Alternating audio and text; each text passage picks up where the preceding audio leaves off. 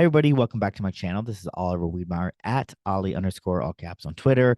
You can find me on Twitter. You can find me here on YouTube. And I do have a newsletter with weekly, daily market reviews. Also post some watch lists there, some focus lists, and a little bit of education over on Substack. I have links to all of that on my Twitter. But let's just get right into this, how to build a momentum watch list. So the first thing you need is you need to find a scanner. So I have two scanners that I use. I use a pre-market gap up scanner, and that often I will trade those same day. And then there's a 7/7 scanner, which I typically don't trade those on the same day that it hits my scanner. I set alerts, and what I do is we'll trade the follow through of that. And you will see that later in this presentation. But typically, all of the names on my watch list come from either one of these scanners. And often the pre-market gap scanner ends up, though the best of those names end up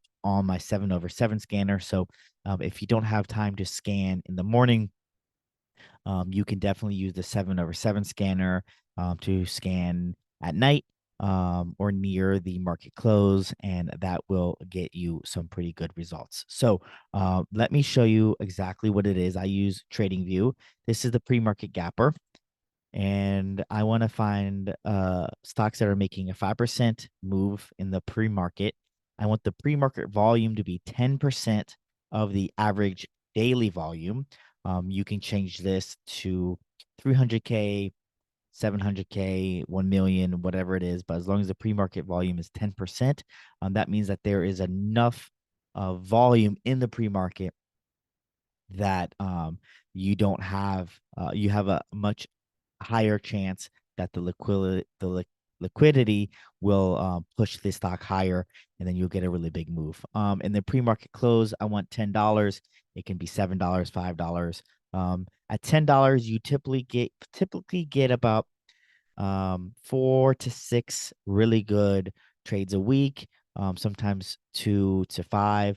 But if you want to lower this to about $4, $3, then you might get a little bit more results. But typically, this is decent for me. And so typically what you want to see is you want to see a stock make a huge gap up. You want to trade the 5-minute open range high.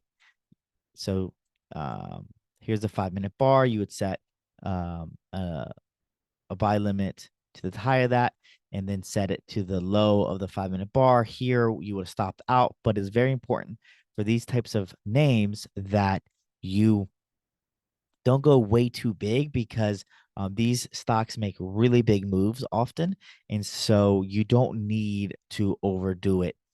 You can really use a regular size position to get a big move out of it, because these stocks end up running 10, 12, sometimes 18, 20% in one day. So what you definitely want to do is, if you get stopped out, you set another alert or another buy limit for the high of the 5-minute candle again, so that when it comes up, you can try again. And at that time, you would set for the low of the day, the stop loss. And you can see, if you did that for this move, you would have made, and this doesn't happen all the time. This is kind of a rare occurrence, but potentially up to 13% in just 2 days. And so that is very impressive. And I will show you some other examples of how the big gap up looks. But let's take a look at the other scanner.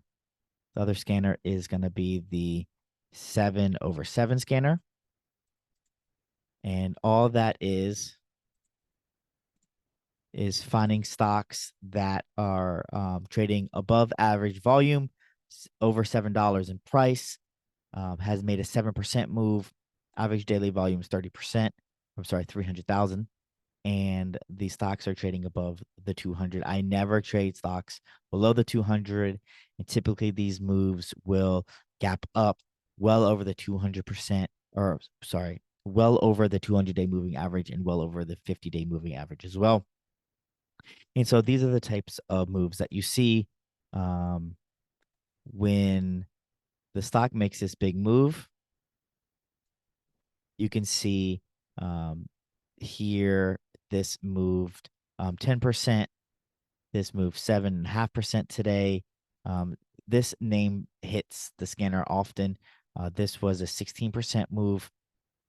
And I will show you this was 11% move, 7.7% move. And I will show you some more examples of this.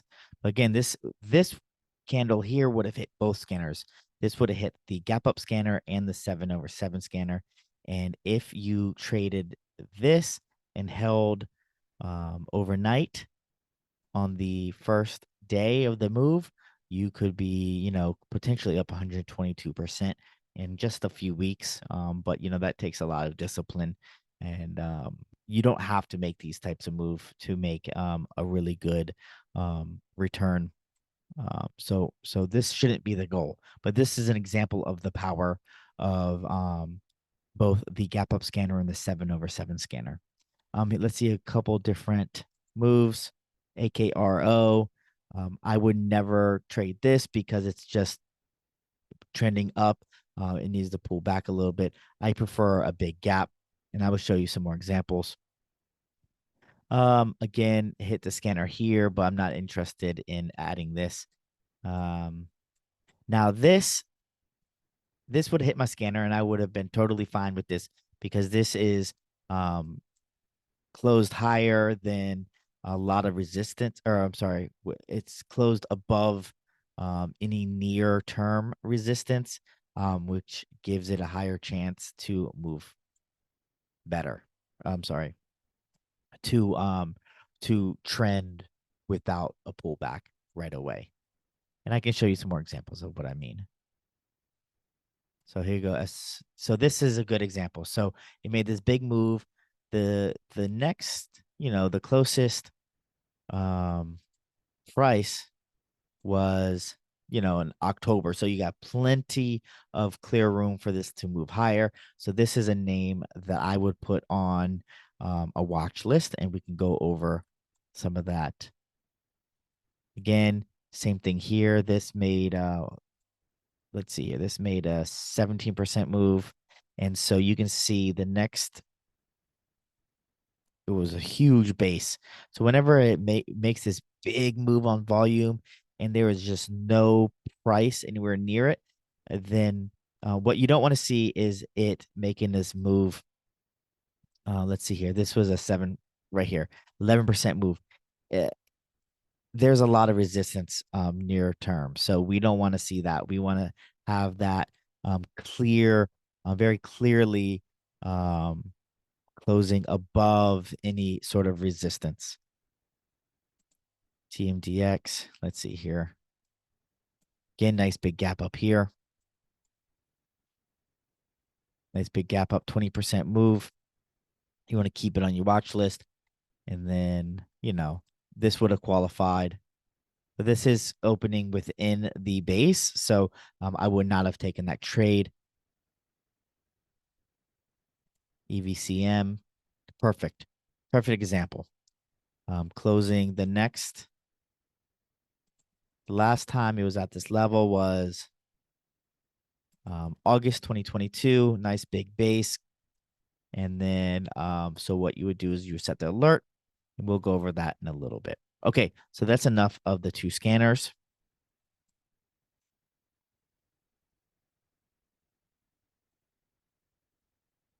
So some characteristics that I look for to add to the watch list, I went over a few of those. This is a really important one right here is the closing range is greater than 60%. And you want, of course, what I was just talking about is you want it to close into new high and some sort of catalyst. And so we'll just go through a few names and show you some examples of that. This is a great one. AXON. This here was a 10% move. The closing range was 99%, which means that it closed right at the high.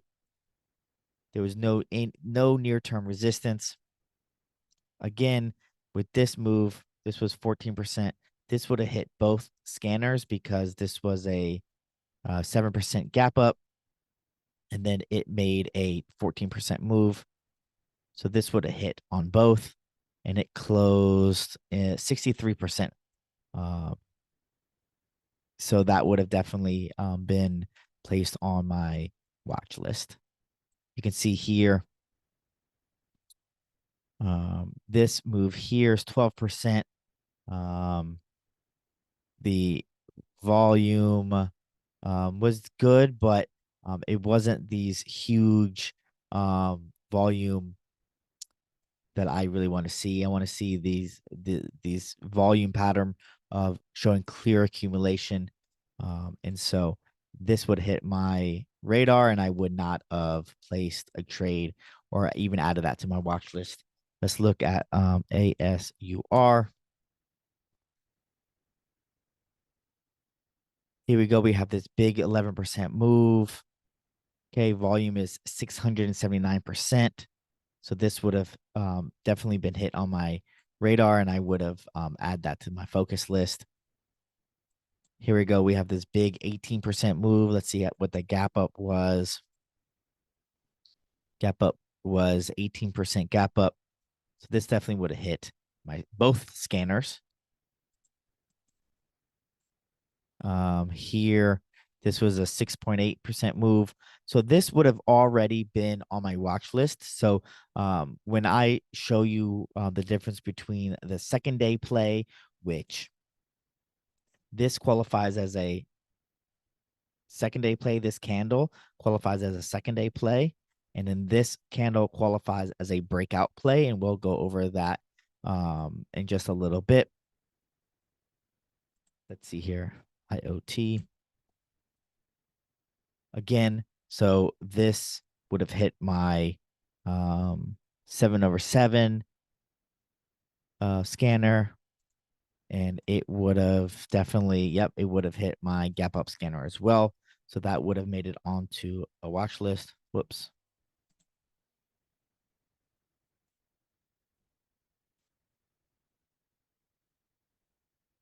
Now this here, let's see here, 7%, and it closed a little bit lower volume there, like 45%. I would like it to be well over 100%, but that is definitely a name or a candle that I would buy as a breakout. Um, let's see here if we can see any.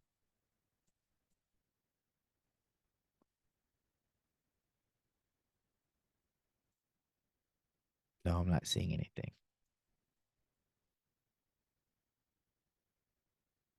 So this is a decent move. However, I probably would have passed on it because it is just too close to near term resistance.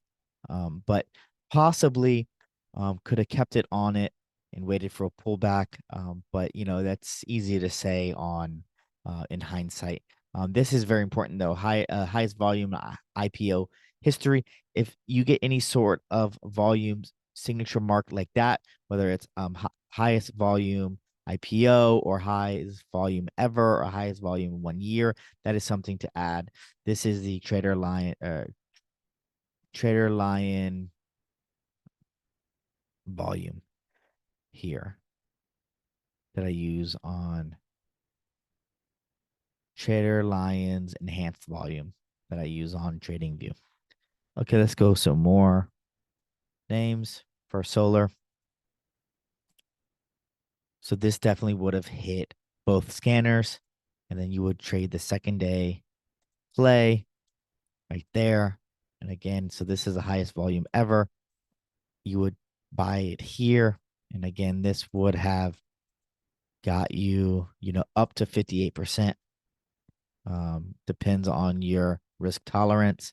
If you can stomach it, then, you could be up 130%. But again, you don't have to trade this full move.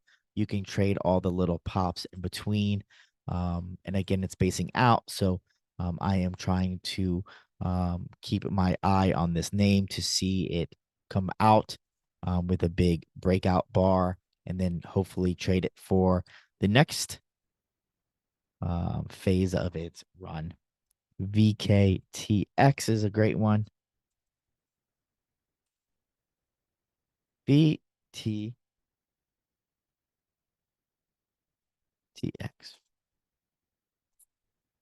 So this would have hit both scanners. This was a 73% move. You would trade the second day play, and this could have got you 200% move. Again, this would have hit my scanner as well, 69% move. If you traded this second day play, you'd be up 40%. You can see all these volume bars here, volume bars here, gap up into new highs. This gapped up into new highs. See, there's nothing here at all, and that gives it plenty of room to run. The last one we're going to go over, SQSP. You hit this big 14%. You would keep your if you can manage to get in low enough on this. Let's see if it gapped up. Yes, so open. So you could have traded this on the gap up, and if you're able to get in low enough, you would have the because the low of the day never got hit. So if you were able to get in somewhere around here, you could be up 28% or so. If you traded the pullback breakout here off of the anchored VWAP, which we'll go over. Technically, this is a second day play, then you'd be up 20%. So let's go over a few more of those details.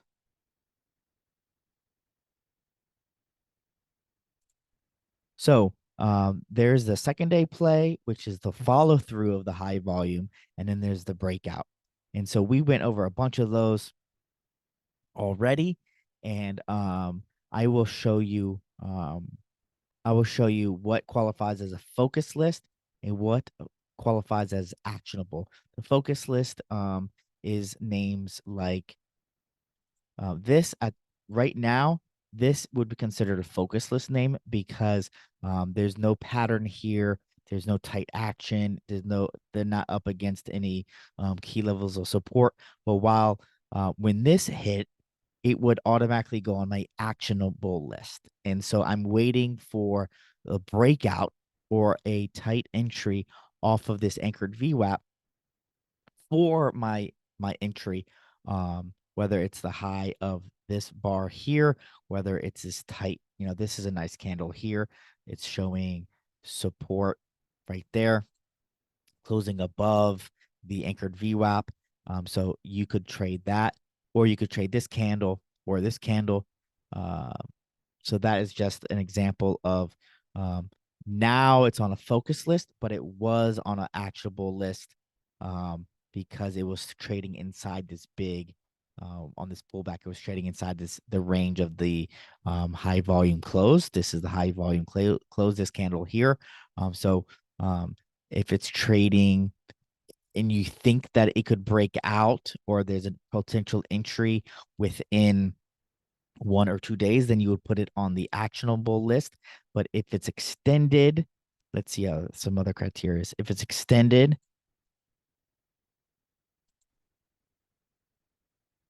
if it's still basing, if it's below the anchored VWAP, but above the low of the day. So what I do is, for this example, when this day happens, let's do this. Okay. When this happens, this goes on an actionable list or actionable watch list. And so I have alerts set for the anchored VWAP, right? I have alerts set for the close, and then I have alerts set for the high of the day. And so if the next day I am able to get a good entry off of the support, then I would take that entry. And then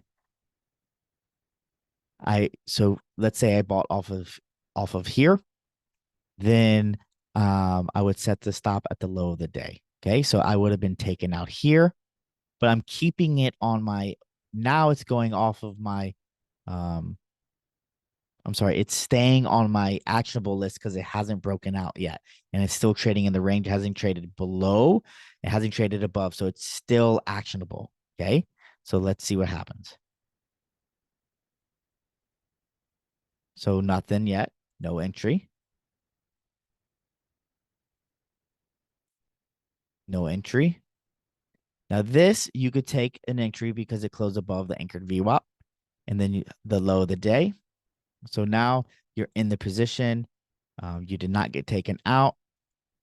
And then, you could definitely do an add on there.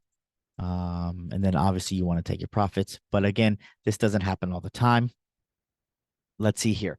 Let's go to a different one. Let's go to IoT and see how I would do that. Again, so I would qualify. I would have bought this here, and I probably did because it's taking out the high of this candle here. So this qualifies as a second day play. The second day play means that the stock is breaking out above the high of the first uh, high volume close candle. And I would have had a stop at the low of the day, and I would have been stopped out here. No problem. It's trading in this range here. So now it's back on my focus list. Okay. So it's trading, trading, trading, trading, trading. Still in my focus list, still in my focus list. Now you can see it is starting to develop a pattern here, a tradable pattern. You can draw a um, a trend line here. And so this at this point, I see that it's holding the anchored VWAP. And so I'm going to look, this is exactly what I'm looking for. And I did trade this. So I get a breakout above the trend line. Okay. And on high volume. So you buy that here and the next day gaps up and now it's basing again. Okay. So if you miss this entry, you could definitely bought this candle because why? It's breaking the high of the day. So this is now technically a second day breakout here, right? Second day breakout. And you're making money at this point. You can move your stop to break even and then you're good. Let's go back to this last example. Okay. Right now, today, right? This would be if I miss this entry, this is a lot of momentum, right? There's a lot of accumulation. So this should be on my focus list, but it should have been on my focus list here, right? Focus list, focus list. Nothing happening, nothing happening. But right here, what happened? This is when it got moved, and I did buy this candle and I sold it. I sold it at the end of the day. But so I day traded from this level to this level. I traded that. And and that was it. That's all I wanted to do, and that's what I did. And so here you trade this, right? You would have been stopped out, no problem. It's trading in the range here. You keep it now. It goes from actionable list this day. It goes on an actionable list. You trade the second day. You either day trade it, you'd have been fine, or you keep a little piece. You have been stopped out. You're back in the range of the high volume close. So it's on a what? Focus list. Okay. You check it at the end of every day. You see that there's no pattern. You could see that there potentially was a opportunity for entry here. This would have definitely qualified as a buy if you were into that sort of thing. I would have liked it to close much higher, so I would not have. I probably would have bought it, but I would have sold it before the end of the day. So now it's still on the focus list, focus list, focus list. Good candle here, focus list, focus list. Look at this, 3 days tight. It's creating a pattern. It definitely goes on a actionable list with alerts set for the high of that. And that's exactly what happened. It opened up. It took this out on nice big high volume and it closed new highs. So this is exactly what you want to do. You want to keep names and keep them on focus lists. And when you see a pattern emerging, you move it over to your actionable list and um, you set your alerts. Okay, that's all I have. If you've enjoyed this sort of content, please let me know and I appreciate it. And good luck.